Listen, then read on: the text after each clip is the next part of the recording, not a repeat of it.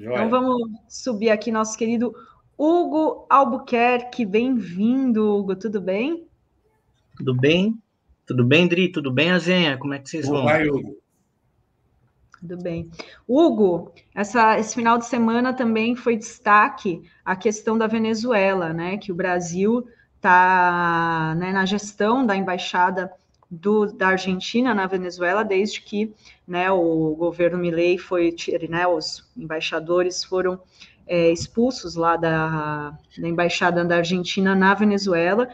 E aí rolou toda essa crise. Eu queria que você comentasse para a gente o que aconteceu. Olha, o Brasil ele se colocou numa posição de mediação muito complicada ali, né? Porque a Argentina realmente ela está atuando num conflito contra o governo venezuelano. Ela perdeu, na realidade, a sua representação diplomática. O Brasil, se valendo da sua legitimidade, assumiu a defesa daquilo. Só que é um problema, porque o Brasil ele não defendeu a embaixada argentina, mas o Brasil assumiu o controle da ação argentina na Venezuela. Então, nessa coisa de a gente ficar numa certa neutralidade passiva, no fim, a gente acaba entrando num problema, porque o Brasil não tem nada a ver com a relação da Argentina, ainda mais com um presidente maluco como Milei no poder, o que ele está fazendo ali na Venezuela em matéria de ingerência. Porque a gente pode discutir e pensar o que for do governo Maduro, do bolivarianismo, do chavismo. No entanto, não é. Ninguém aqui vai acreditar que não há ingerência americana ali. Todo mundo sabe que tem e que o interesse é o petróleo. E entra um governo como o Milei, que é um governo totalmente ocidentalista, que é um governo de intervenção em seu próprio país e realiza essa política lá dentro da Venezuela. Então, o Brasil ele acaba ficando numa situação complicada.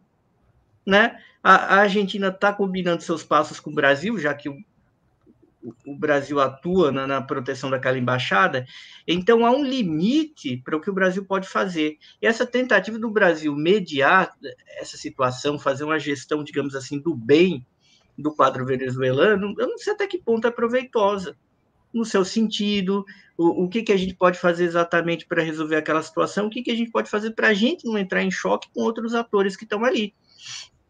Porque o México ele está se colocando numa neutralidade ativa, fala, olha, a Venezuela, ela precisa resolver seus problemas internamente. No limite, a Venezuela soberanamente pode ser acionada aí em fóruns internacionais dos quais ela faz parte, que ela reconhece. Agora, como é que o Brasil... Veja, quem toca a política externa do Brasil? É o presidente da República. O presidente da República não é autoridade eleitoral, nem sequer no Brasil. E não há nenhum tratado ou um acordo que coloque exatamente o Brasil como autoridade eleitoral na Venezuela. Ponto. Então, a gente está numa situação assim muito complicada. E os dados estão rolando ali. Entendeu? O Milei não está esperando. O Milei assumiu uma posição, outros países da região assumiram uma posição. O que é o plano exatamente? A gente sair ali com um grande acordo, com uma grande conciliação entre as partes na Venezuela, evitar uma guerra. Mas eu acho que esse caso argentino é o seguinte: se a Argentina depende do Brasil ali, quem dá a linha é o Brasil. E o Brasil tem que dar a linha do Brasil. Não é a linha da Argentina. Não é a linha do que o governo Milei quer. O governo Milei perdeu a representação. E aí? Hugo, nós tivemos um fim de semana aí turbulento, em declarações idas e vindas. Existiu muita polêmica sobre a postura brasileira. O Brasil e a Colômbia eram os últimos países, como você sabe, que tinham a esperança de fazer algum tipo de mediação, vamos dizer, mas isso foi enterrado, não foi? Especialmente com o fato de que o presidente, o Guaidó 2.0, ele deixou a Venezuela, não é? Acabou qualquer perspectiva de uma mediação e negociação, não? Acabou. Aquilo dali acabou. Realmente, e o Brasil houve esse acordo de Barbados que tinha uma série de nuances complicadas, para a própria Venezuela. A Venezuela entrou nessa e o Brasil, ele entrou, já que era para entrar ali, o Brasil precisava de algo mais do que o Acordo de Barbados para ele assumir uma gestão sem se queimar. Ele ser legitimado pelas partes, sei lá, botar a urna eletrônica brasileira. Essa era a vontade da situação e da oposição na Venezuela, porque se não era vontade, não tem como você mediar uma situação que uma parte não te reconhece. Saca? Então a gente entrou numa coisa que a gente tem que sair disso urgentemente. Tem uma relação de Estado com a Venezuela, como a gente tem uma relação de Estado com os Estados Unidos. E se tiver um problema na próxima eleição americana, que pode ter uma controvérsia, a gente vai fazer o que exatamente? Né? A gente não é autoridade eleitoral nos Estados Unidos, a gente não é autoridade eleitoral na Ásia Central, a gente não é autoridade eleitoral na África. Eu não vejo uma prudência nisso daí. Acho que o Brasil ele tem de agir conforme ele é chamado, e a coisa do Acordo de Barbados era um acordo muito frágil, porque a oposição venezuelana não queria cumprir aquilo. A oposição venezuelana queria um espaço para voltar para o jogo e disputar. Então, é uma situação muito complicada também na Venezuela, de racha, que se a gente não entra validado e respaldado para a gente ter uma gestão do processo completo, uma responsabilidade, ter algum ganho nisso, é entrar no atoleiro sem fim. E é um atoleiro porque a comunidade internacional rapidamente se alinhou entre aqueles que reconheciam e aqueles que não reconheciam. Então, a gente fica numa posição um pouco enigmática aí, duvidosa, perigosa, muito pouco assentada, porque é isso. Se as instituições venezuelanas falharam completamente, então isso é um assunto da sociedade venezuelana. Não cabe ao Brasil, não cabe a ninguém. E não cabe aos Estados Unidos se usarem de uma crise na Venezuela para tentarem obter alguma vantagem ali. Isso muito menos, né? Mas nessa situação, o que o Brasil poderia fazer? Quais são soltar uma nota, reconhecer, porque todo mundo fala, tem que soltar, não reconhecer a eleição do Maduro. E o Brasil até hoje, né, ele tá nessa posição. O que seria mais assertivo e o que deveria fazer ou não fazer mais nada? O que... Eu acho que no momento atual, pelo que o Brasil fez e não fez, o Brasil ele deveria ter reconhecido. Ele não reconheceu até agora. Também para não desautorizar a própria estratégia, a narrativa que foi construída, não faz nada. Às vezes a melhor coisa a fazer é não fazer nada. Agora, não fazer nada é não fazer nada mesmo, ponto. Isso aí as autoridades venezuelanas, então tem uma questão, você pode simplesmente dizer o que é fato, que a autoridade eleitoral venezuelana reconheceu a vitória do Maduro. Agora, se isso é verdadeiro ou não, e aí a Suprema Corte respaldou, isso é um assunto interno da Venezuela. Então, a gente vai apoiar uma revolução na Venezuela? Pode ser também, mas é isso que a gente realmente quer? Então, eu acho que é a hora do Brasil tirar o pé disso daí, fazer uma mediação em um outro sentido, uma mediação preventiva do ponto de vista geopolítico, de proteção à Venezuela, que não ocorra uma intervenção estrangeira de forma alguma ali dentro. Agora, é isso. Não tem como a gente continuar nessa toada sem a gente se complicar, acabar desagradando a gregos e baianos. Então, acho que essa polêmica da Venezuela é uma polêmica parecida com a que envolve o governo Lula no episódio do abuso cometido pelo ministro. Assim, tipo assim, no-win situation, os gringos dizem isso.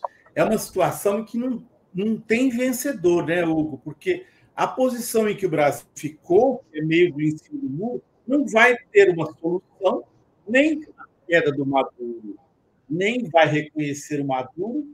É melhor, na sua opinião, ficar quieto mesmo e sair depois de tudo, Azenho, agora tem que ficar quieto, entendeu? Depois de tudo, num primeiro momento, você vai num país como observador, você está acreditando as instituições.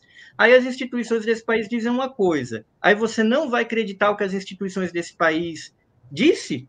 A gente não está brigando aqui com o Elon Musk, porque ele vê o Brasil mantém negócios, no entanto, ele não quis nomear um representante judicial, ele não acreditou a justiça brasileira, quer dizer, seria impossível, não é? E o Musk coloca na relação governo X, mas não é a questão governo X, é uma questão do X com tudo no Brasil, inclusive com privados, inclusive com trabalhadores. Então, o cara seria improcessável no Brasil.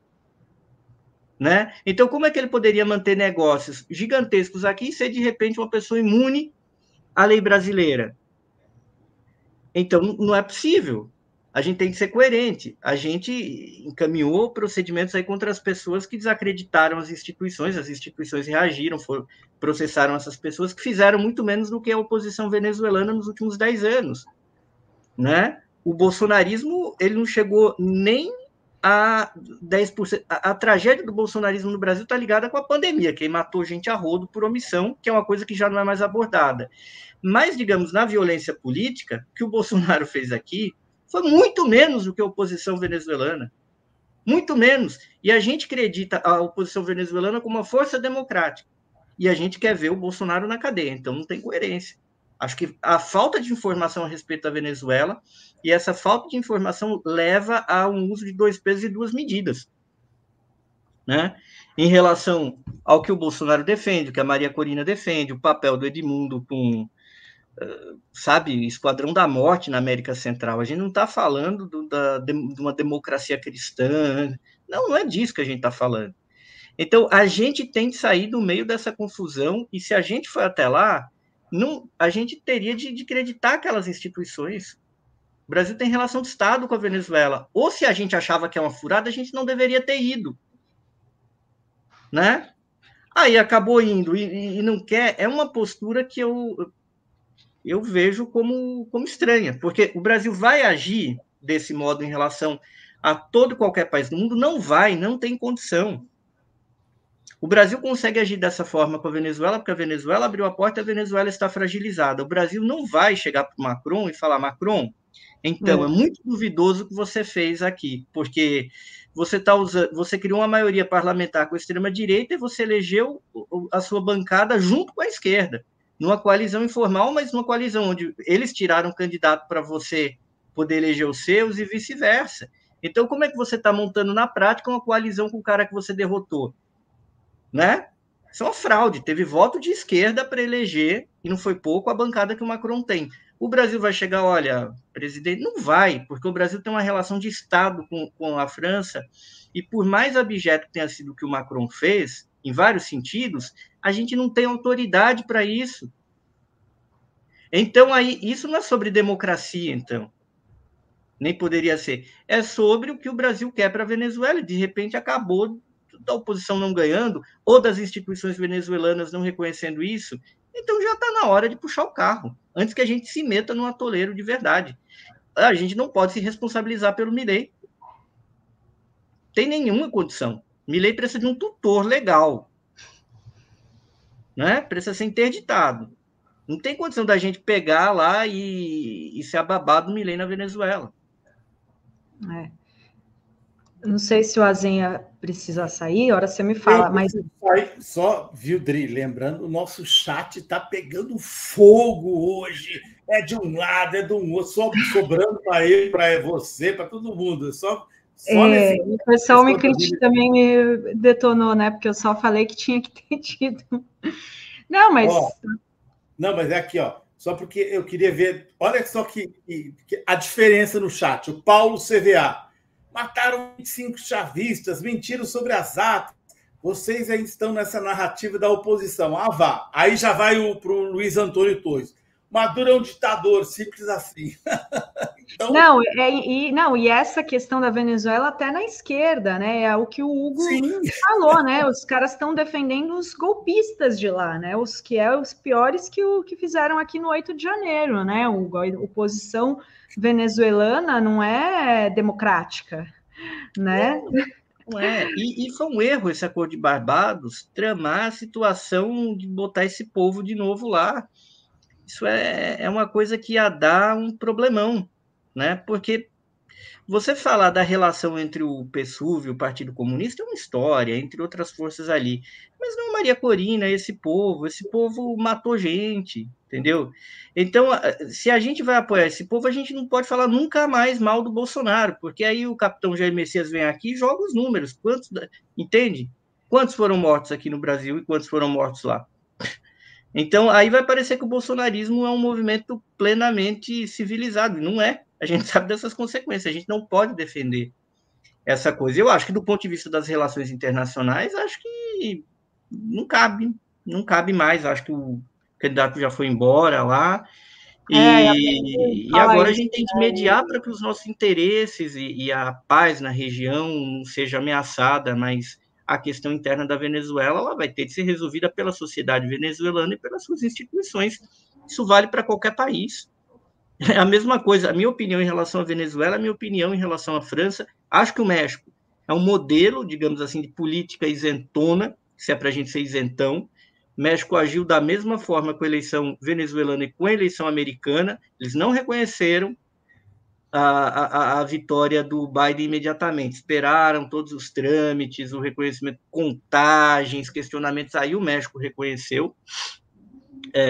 Acho que o PT foi coerente. Por exemplo, o PT reconheceu a vitória do Biden antes até da formalização ali, antes da votação no colégio eleitoral, e reconheceu a vitória do Maduro. E eu acho que a gente, como país, a gente precisa ter coerência e tem de ter um peso e uma medida. Senão a gente vai ter de ligar para o Macron também. A gente vai ter de olhar quantas eleições estão acontecendo agora. O que está acontecendo? A AfD, com um candidato nazista, poderia concorrer lá na Turíngia, na Alemanha? Pois é.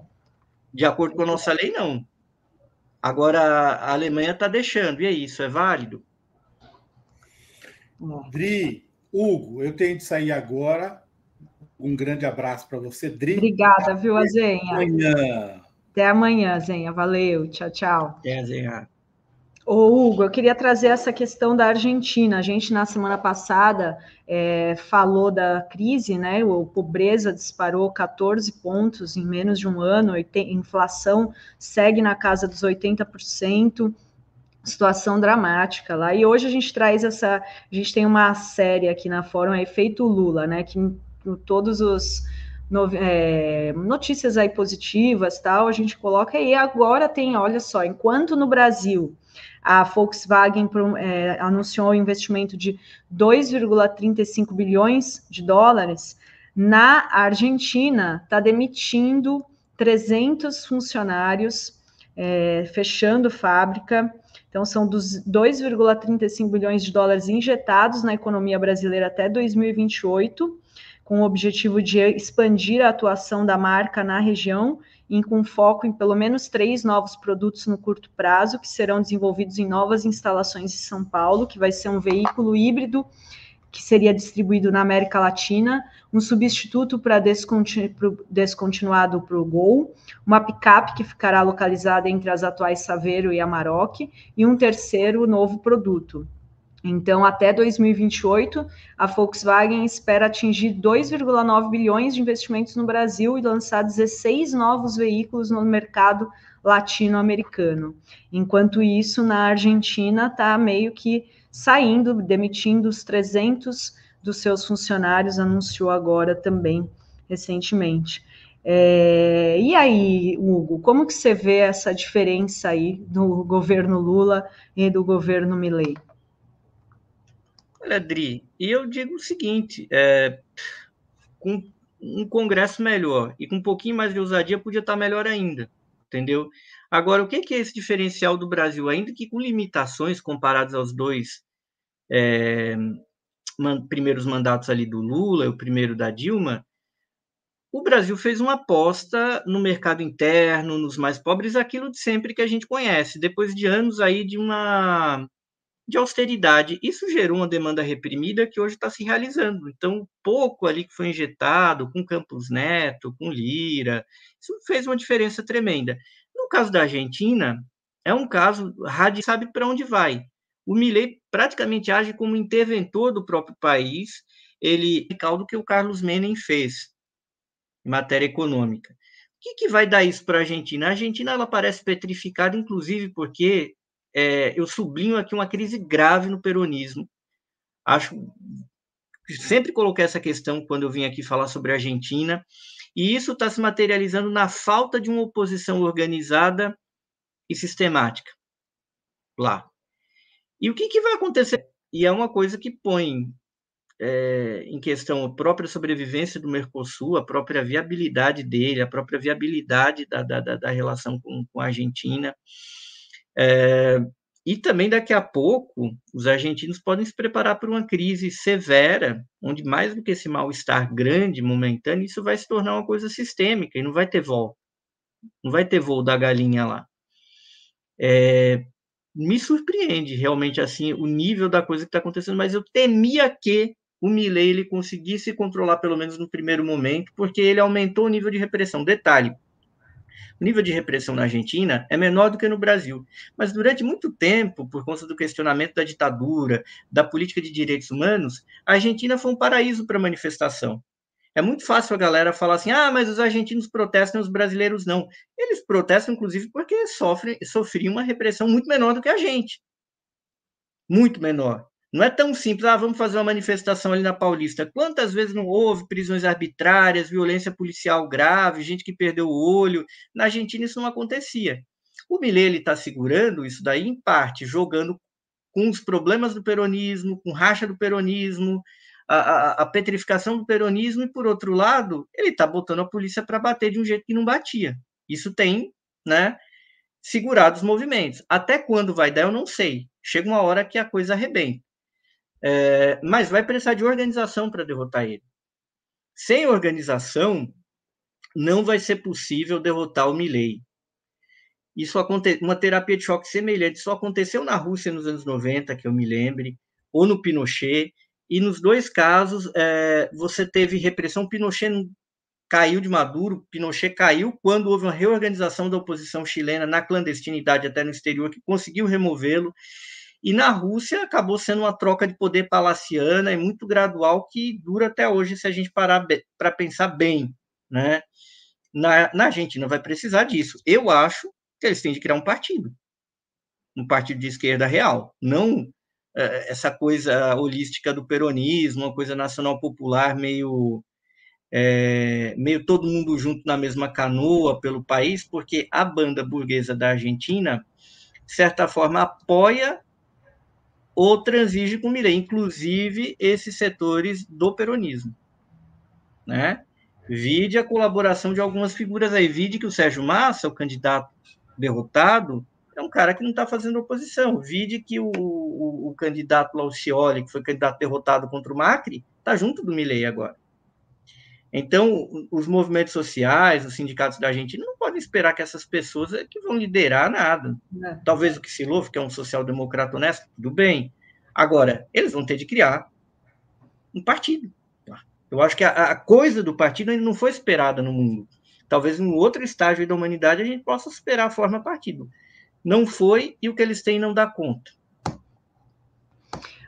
Olha só, outro assunto que eu queria te perguntar, que foi também destaque aqui no final de semana, é essa fala aqui do Putin, que, na verdade, pus a matéria aqui errada, de que ele teria elogiado a Câmara, e o Putin elogiado a Câmara, e o Trump teria se ficado decepcionado, disse que ficou muito ofendido com a fala do Putin, porque ele elogiou a Câmara, disse que a risada dela, todo mundo fala, né, da risada dela, que se aquela risada, se a senhora Harris estiver bem, então talvez se abstenha de recorrer a esse tipo de coisas. Ri de forma tão contagiante que diz que tudo está bem. E ele diz que o Trump promete, né, acabar com a guerra da Ucrânia. E aí eu queria que você comentasse, e a Câmara, como que ficaria se ela, né, num eventual aí, essa questão da Ucrânia, a relação com a Rússia, e como que você está vendo aí as eleições, né? Saiu a pesquisa que eles estão empatados tecnicamente, pesquisa de hoje. A gente tem de olhar a pesquisa estado por estado, e eu acho que a Câmara tem uma liderança na prática, porém ela não tem uma margem de segurança suficiente, seja porque tem um eleitorado silencioso, que as pesquisas americanas não pegam bem, seja porque o Trump tem chegada. Ninguém nunca conseguiu explicar isso cientificamente. Mas nas duas eleições que o Trump participou, ele teve mais votos do que disseram os agregados de pesquisas. A Câmara, claro que ela injetou uma nova energia na campanha, embora tenha sido uma renúncia do Biden para o não mútuo. Entre a renúncia completa e a manutenção dele, construíram a saída pelo meio, se manteve a chapa. E se manteve as doações, ela conseguiu arrecadar bem, mas ela tem, passado esse primeiro momento aí, ela tem dificuldades, porque os números ali da gestão do Biden são problemáticos, né? Ele não tem muito o que dizer, ela como vice dele, a não ser que ela não é o Trump, e que ela propõe outra coisa, outro modelo, estético e narrativo, sim, ela propõe outra coisa. Agora, o que ela propõe? Qual é o grande projeto? Sobre a guerra na Europa, eu vejo que os democratas, eles não têm hoje uma saída, eles não têm um plano para desembarcar daquilo dali. Seria mais fácil para ela sair do que o Biden, se o Biden fosse reeleito. Mas como é que ela construiria essa saída? Como seria a narrativa de sair da Ucrânia? Eu acho que eles estão dentro de uma escalada que eles ainda têm muita lenha para queimar. A lenha para queimar é a Ucrânia. E eu temo que, uma vez que fique claro que a Ucrânia não consiga resistir mais, eles usem, a Ucrânia acabe lançando ataques dentro do território russo para forçar uma reação russa trágica para criar um novo quadro de comoção internacional. Então, eu temo que isso já demora a acontecer, porque toda hora o Zelensky pede a tal autorização para atacar o território da Federação Russa. Foi assim com os F-16, eles acabaram vindo. Por que não o Zelensky pedindo? Isso já é uma conversa de bastidor, onde o Zelensky aparece como alguém que está pedindo autorização para fazer algo que, na realidade, é decidido pelo Comando Estratégico da OTAN, que não conseguiu criar a guerra que eles imaginavam, nem a política de sanções, nem a guerra que eles imaginavam, para derrubar o Putin. Não aconteceu.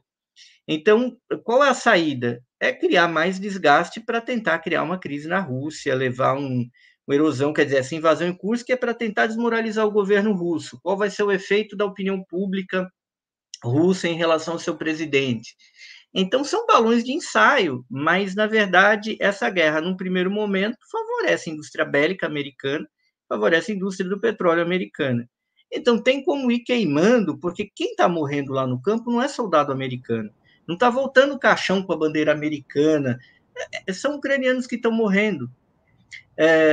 Então, por incrível que pareça, ainda há lenha para queimar durante anos, né? E crises que podem ser utilizadas, e usar esse cenário da Ucrânia de chantagem contra a Rússia como uma forma de negociação com a China. Então, eu temo que se os democratas entrem, a coisa vai ficar em um modo de gestão, né? Essa guerra vai ser normalizada ao longo de muitos anos ainda. Se os republicanos voltarem, eu acho que eles não têm o interesse exato nessa guerra. E aí eles podem simplesmente negociar com a Rússia para se livrar disso daí, para partir para uma guerra que interessa a eles, que é uma guerra no Irã. Um aumento da tensão lá na China. Mas aí depende também da Rússia comprar, porque o Putin hoje ele não quer, eu duvido que ele dê credibilidade aos Estados Unidos e talvez ele não consiga romper, nem que ele queira fazer um acordo com o Trump, ele teria como, por conta da ruptura dos negócios entre Rússia e Europa. Então, é um pouco esse cenário. Acho que a coisa vai nesse pé e acho que a eleição americana não está definida, não. Agora, é óbvio que se o Trump ganhar, ele vai ter um abalo muito grande dos Estados Unidos na relação com seus aliados, inclusive com o Brasil. Com certeza. Hugo, muito obrigada, viu? Obrigada pela entrevista aqui hoje. Até a próxima. Um beijo para você. Boa semana. Beijão. Beijo.